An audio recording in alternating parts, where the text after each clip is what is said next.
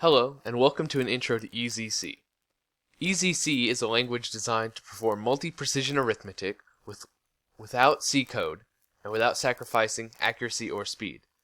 Computers typically have a limit of about 64 bits to store info, which is roughly 20 digits. If you want more, you have to use an extra module or some other library, which can be counterintuitive to new learners. With EZC, we simplify the process of writing this code through simple syntax including loops, variables, printing, and more. Here's a quick example of what it looks like.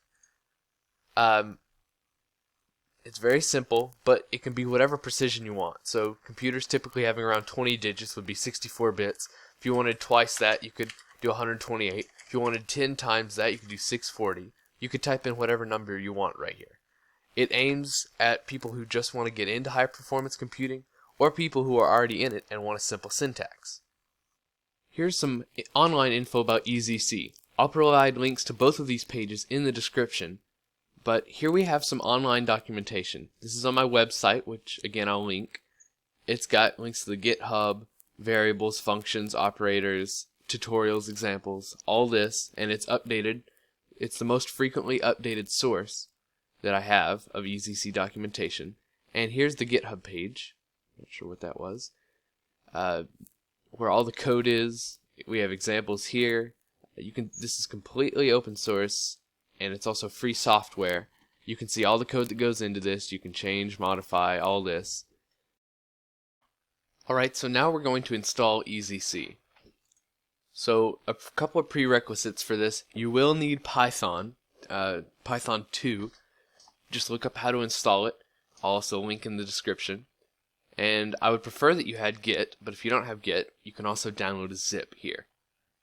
If you have Git, you'll copy this link from the GitHub, and you'll type in git clone, and then you'll paste in the link. If you don't have Git, you'll download a zip, unzip it, and the next step is the same. You'll go into that directory, so EZC, for the zip or the Git repository, and you'll run sudo./install.sh. You'll be prompted for your password, and it will install. Note for Windows users, there is no installation for Windows yet, as I do not use Windows, so you can use it the same way as Mac OS and Linux users who do not want to install it, which is, if you don't want to install it globally, you can run ./EZCC instead of EZCC. So when we run this, ./EZCC, we'll get some arguments. You can also run it with -H, and you can see help. So I'll be running, here's an example you can use to test your installation, make sure it's working. Run EZCC, and you give it a file. We'll use pi.ezc. So you run this, and you give it a -O, which tells it where to store the file. I'll give it pi.o, so it'll compile this and store it here.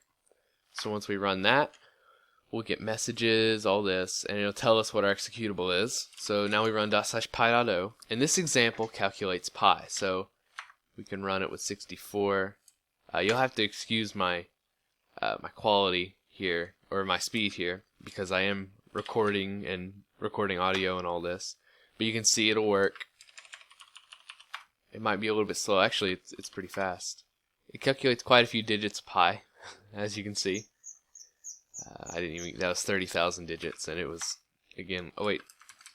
Yeah, this was roughly 30,000 digits, and it was extremely fast.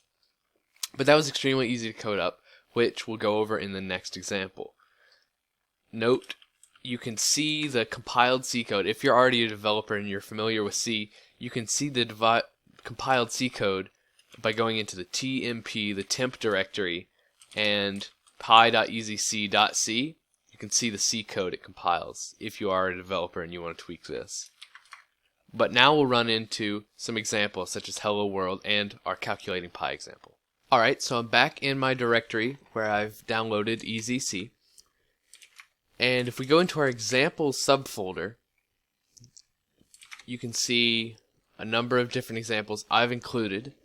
We'll now look at how to calculate E, which is Euler's number. So here's this is EZC code right here. These are multi-line comments, so when you start 3 octothorpes or pound signs, and then you end it, all the things in between are ignored. So this is basically ignored by the compiler.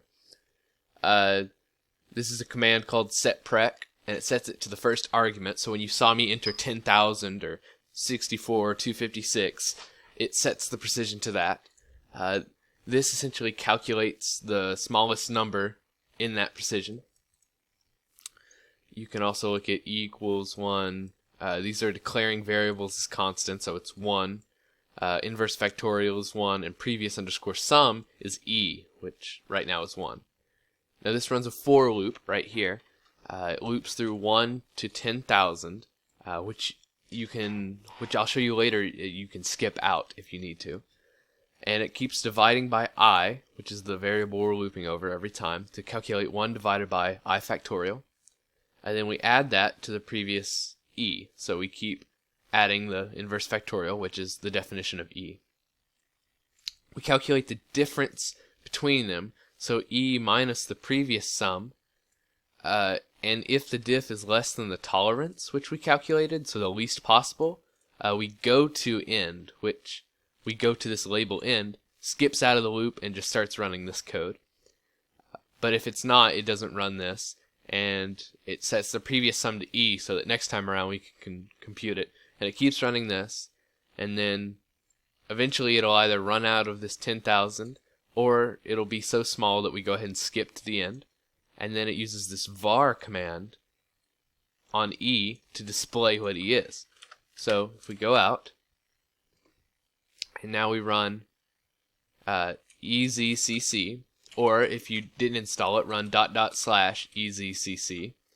We give it our file, and we give it our O, we'll call it e.o. So you can see it compiled just fine. It tells you where your C goes, what your actual C command that compiled it, and your executable. You can see that all here. So we'll run .e.o, and we'll first calculate 64 bits, which is roughly 20 digits of E. So if you know E, you know it's 2.7, 1828, 1828, 4590, 45. So it's correct, and you can basically count on it to the last digit. Obviously, you'll never get, exact with limited precision, but you can say 256 now, and you can see right here, if you go down to this position in the next line, it rounded up here, if you see. So it was 0.536, but it only had 20 digits, so it said 254 instead of 2536. So that's an important note. It does round to the nearest. But we can set this to 1024. This is 300. This is roughly 300,000 digits. It might take a little bit of time because I am recording. Won't wait too long on it. I'll cut it. I'll generate this 3,000 digits. And let's see if it'll get 30,000. I don't want to put too much stress because I am recording, but it runs fine when you're not recording a video or anything else like that. It runs very fast. So this is our E example, and here's all the code that did it. Notice it's very simple. It's very easy to write. Here is our simple pi example, which we'll go into now. So this is a more advanced method to calculate pi. It's actually what the world record, it wasn't what the world record was computed at, but it's technically faster than what they use for the world record, but you don't see those gains until you get very high. So it uses the pi equals the arithmetic geometric mean of 1 divided by square root of 2, all that squared, divided by 1 minus the sum of the residuals of that, which it's a mouthful, but basically the arithmetic geometric mean is, you can think of it as the middle point between the square root of x and y and x plus y over 2, which are the arithmetic and the geometric means respectively. It runs this, but it's essentially, it sets the precision to whatever you enter, sets a to a constant, which our a in this case is the x in our arithmetic geometric mean. It finds 1 divided by square root of 2 by b, and that's the second one. It initializes some variables to 0. And it starts this label loop. Instead of using a for loop, we use a label here.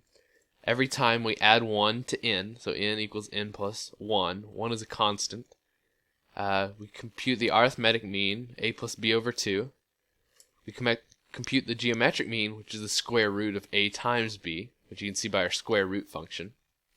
And you can see all functions on the online documentation. If you go here to functions, you scroll down, it'll link to a list of all functions, which shows our square root, shows our power, shows operators you can use. It's got a global list. I try to keep this as updated as possible. It computes a few more things that we need, and then it adds it to the series. We calculate the difference, and if the difference is greater than 0, so if they're not exactly the same, we go to the loop, and this will keep running until it's not 0, and then it'll just run this part, calculate some more things. It goes through our earlier formula, and then it prints out pi. So we save out / /ezcc, or just EZCC if you've installed it globally, pi.ezc-o, and we'll call it pi.o. Compiled fine. We'll first compute roughly 3,000 digits of pi, and you can see that was almost instant. This will be 30,000 digits. Again, extremely fast. Let's go for 300,000 digits. See, it's pretty fast. It's actually faster than the E calculation, because this is a very fast method. This is 3 million digits of pi. Again, it might take a little bit of time just because we are recording sound and all this. In fact, most of the time is spent printing out pi, is what I've found. It computes it very fast, but the longest amount of time is actually just printing it out to console. So those are all in the examples folder on GitHub. All the code is available to that, as well as the code to EZC itself, the compiler. You can see it all here. This is what you're running when you're running EZC. It's all in Python. It's all open source. In fact, it's free software. Our pi example is not done yet. Our function list here shows you how to use everything, and hopefully I'll be posting more videos about how to do different things with EZC. This has just been an intro. If you liked the video, please give it a thumbs up. If not, give it a thumbs down and tell me why in the comments. For more content, check out my YouTube channel and my website. Until next time, thanks for watching.